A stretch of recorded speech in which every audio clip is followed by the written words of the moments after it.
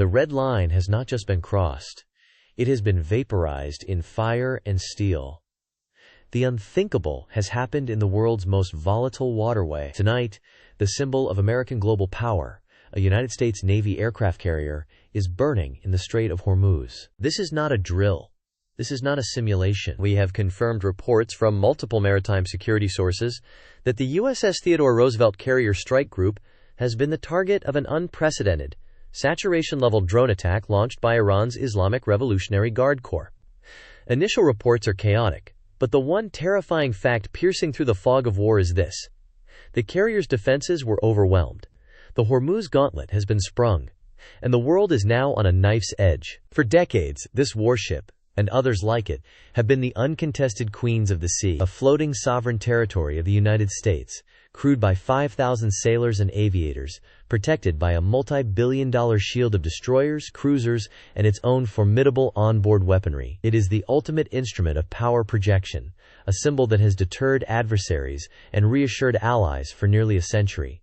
Today, that symbol was proven vulnerable. We are going to break down exactly how this happened, what it means for the immediate stability of the global economy, and the terrifying strategic choices now facing the Pentagon. This is the story of how a swarm of cheap, expendable drones may have just changed the face of modern naval warfare forever. The attack began under the cover of darkness, local time. It was not a single, simple strike. This was a complex, coordinated, and brutally effective military operation. Our sources indicate the IRGC utilized a multi-wave, multi-axis swarm strategy, a nightmare scenario that naval strategists have been wargaming for years. The first wave, according to preliminary analysis, likely consisted of decoy and electronic warfare drones.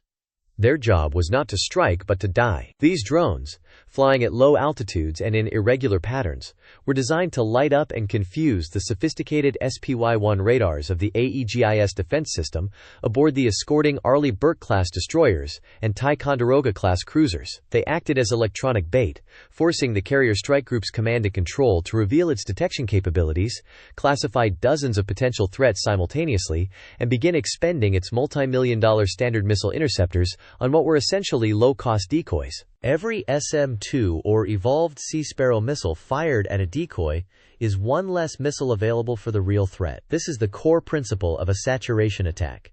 Deplete the defender's magazine. While the outer defensive screen was busy swatting at these electronic ghosts, the second and third waves were already in the air, screaming over the waves from hidden launch sites along the Makran coast. These were the killers. Waves of SHAHED-136 and Shahed-131 loitering munitions, the same models Iran has supplied to Russia for use in Ukraine, but deployed on a scale never before witnessed. They approached from multiple compass points simultaneously, north, east, and west, forcing the defensive screen to divide its attention and its firepower. An attack from one direction can be met with a wall of steel. An attack from 360 degrees stretches that wall until it breaks. The AEGIS cruisers and destroyers, the long-range shield of the carrier, were engaged. We are hearing reports of dozens of successful intercepts, but the sheer number of incoming threats was astronomical. For every drone shot down, 3 more seemed to take its place. This wasn't a battle of technology versus technology. It was a battle of economics. A $2 million interceptor missile versus a $20,000 drone. Iran was prepared to trade its pawns for America's castles, and it had a seemingly endless supply of pawns. As the swarm broke through the outer screen, the final, desperate defense fell to the carrier itself. The Phalanx CIWS, a radar-guided Gatling gun that fires 400-500 rounds per minute, is a terrifying weapon. It is designed to shred incoming missiles and aircraft with a wall of tungsten. But it has a limited magazine and can only engage a few targets at a time. The Sea Sparrow launchers on deck would have been firing as well, but against a swarm of dozens, possibly hundreds, of small, independently targeted drones, it was a losing battle of arithmetic. And then came the impacts. We do not have confirmed casualty reports.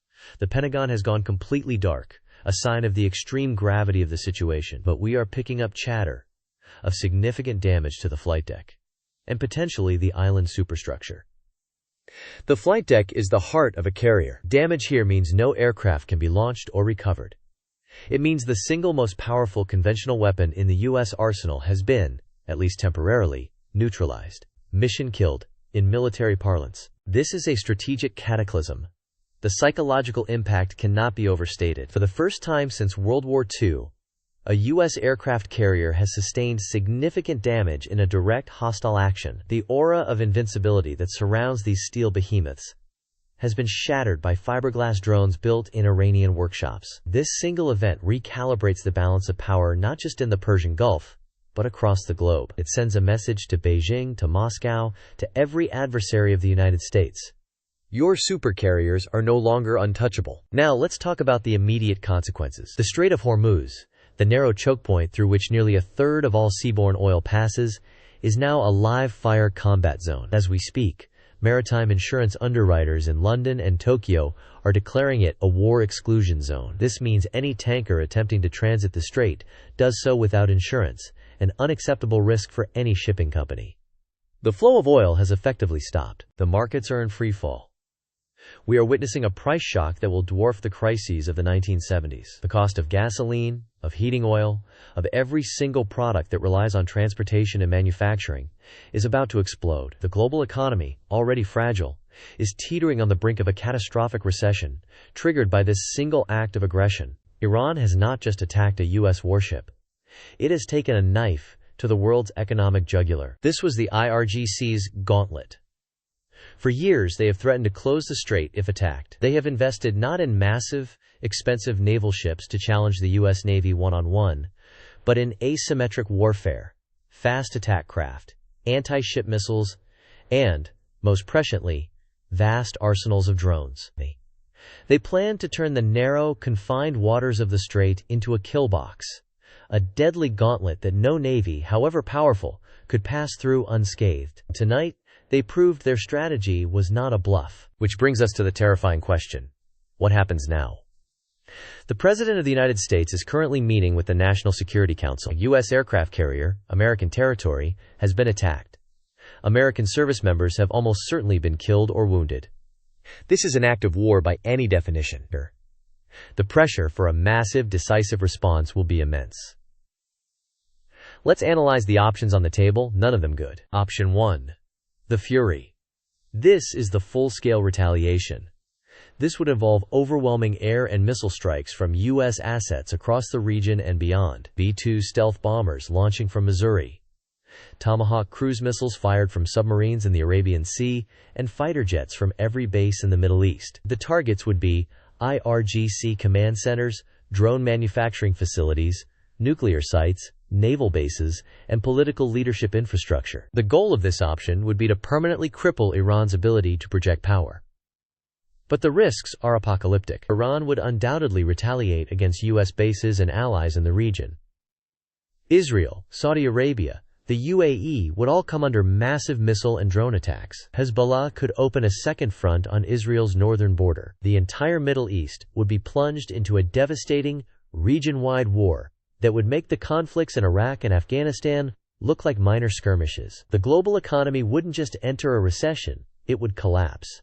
This is the path to World War III. Option 2. The Scalpel. A limited, proportional response. U.S. intelligence would work around the clock to identify the specific IRGC units and commanders responsible for planning and executing the attack. The response would be tailored to strike only those assets. A single missile base, a specific command bunker. The message would be clear.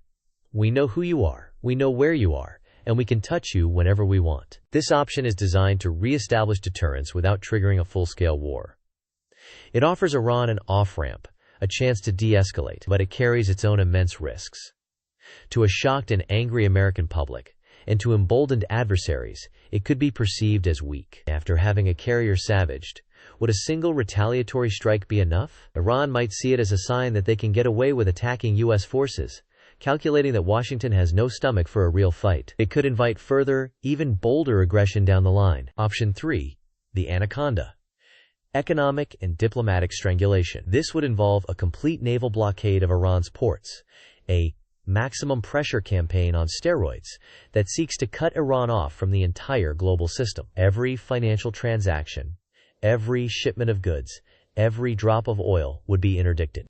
The goal is to cause the regime to collapse from within, to make the cost of its aggression so high that its own people and internal power structures turn against it. The problem with this option is time. It takes months, even years, to work, and the attack on the USS Roosevelt demands a response now. Furthermore, it assumes the world would unite against Iran. But in today's fractured geopolitical landscape, China and Russia would almost certainly see an opportunity to support Tehran, defy the United States, and further weaken the international order. A blockade could be seen as an act of war in itself, and could be challenged by other major powers, creating an even more complex global standoff. Option 4. The fortress, a defensive reinforcement. This option prioritizes securing the region and preventing a repeat attack. It would involve surging more naval assets, more air defense systems like Patriot and THAAD batteries to the Gulf, and developing new tactics to counter drone swarms. The focus would be on protecting shipping and containing Iran, rather than punishing it directly. This is the most cautious approach, but it effectively cedes the initiative to Iran. It places the United States in a reactive posture. It signals that Iran can attack a U.S. warship, and the primary American response is to simply improve its defenses. For a global superpower, this could be interpreted as a strategic retreat, a quiet admission that the cost of confronting Iran's asymmetric strategy is too high. It would be a profound blow to American prestige and credibility among its allies who depend on its security guarantees. Each path is fraught with peril. The president and his advisors are staring at a board where every possible move leads to catastrophic consequences. Retaliate too hard, and you ignite the Middle East. Retaliate too softly, and you invite another, more devastating attack. The doctrine of American military supremacy, a cornerstone of global stability for 80 years, was challenged and breached today in the Strait of Hormuz. The era of conventional warfare may be over. The age of the swarm has begun. Tonight, the world holds its breath, waiting for the Pentagon's response. The next 24 hours will determine whether this unprecedented crisis escalates into a regional war, a global economic collapse, or something far, far worse. The Hormuz Gauntlet is no longer a strategic theory. It is a fiery, bloody reality. We will be monitoring this situation around the clock, bringing you updates and analysis as soon as they become available. The geopolitical landscape is shifting beneath our feet. To stay informed and to understand the stakes, subscribe to Global Crisis Radar and activate all notifications. In a crisis moving this fast, information is your only shield. Be safe and stay vigilant.